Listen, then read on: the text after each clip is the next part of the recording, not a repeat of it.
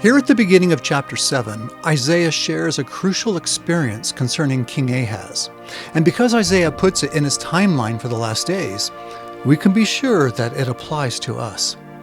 Like so much of Isaiah, though, it's hard to understand. So I'm going to use another translation. Dr. Avraham Gileadi taught at BYU, and his translation of Isaiah was endorsed by the great Latter-day Saint scholar Hugh Nibley. So here's what the first paragraph in chapter 7 says in Gileadi's translation. When Ahaz, son of Jotham, the son of Uzziah, was king of Judah, Rezin, king of Aram, Syria, and Pekah, son of Remaliah, king of Israel, came up to Jerusalem to wage war against it, but could not overpower it. All right, that's a lot of names, but basically it's saying that Syria and Israel were attacking Judah when Ahaz was king of Judah. They'd already sacked some cities in the north, but they hadn't reached Jerusalem yet. So on to verse 2. And when the house of David was informed that Aram, again that's Syria, was leading Ephraim on, the king's mind and the minds of his people were shaken as trees in a forest are shaken by a gale. This says that when the leaders of Judah heard about this invasion, they were terrified.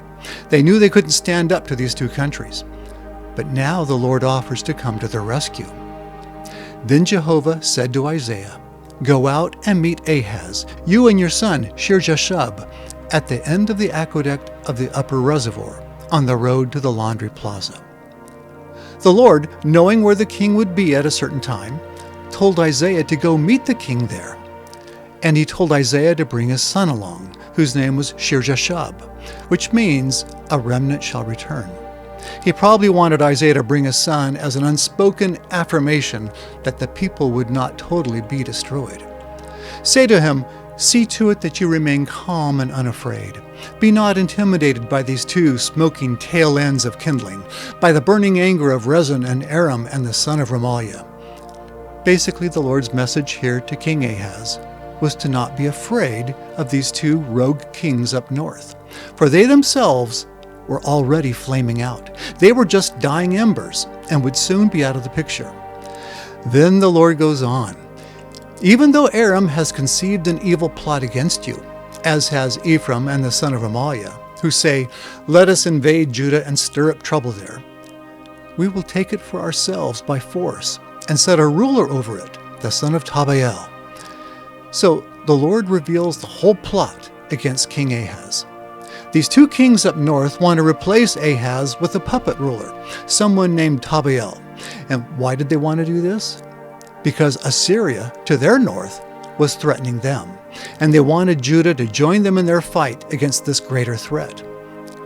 But again, Isaiah was to tell King Ahaz not to fear. "Thus says my Lord Jehovah, it shall not occur or transpire. For as surely as Damascus is the capital of Aram, and Rezin the head of Damascus, within 65 years shall Ephraim be shattered as a nation." There it is. Not only will Israel and Syria not attack Jerusalem, they themselves will be conquered, and Ephraim, the nation of Israel, will literally cease to exist within 65 years. But even though the Lord wants Isaiah to deliver this message, he knows something else. He knows that King Ahaz will not accept this offer of protection. He knows that Ahaz won't have sufficient faith in the prophet to trust his promise of safety. "But as surely as Samaria is the capital of Ephraim, and the son of Remaliah the head of Samaria, you will not believe it, because you are not loyal."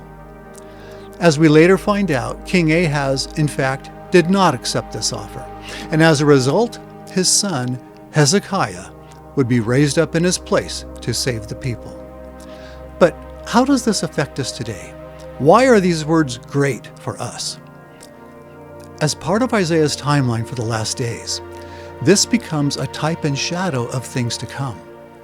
After many destructions and much suffering in the last days, two groups will assault the covenant people of the Lord. And as both Israel and Syria had apostates within them, in the last days, these two groups attacking the Lord's people will also have apostates in them.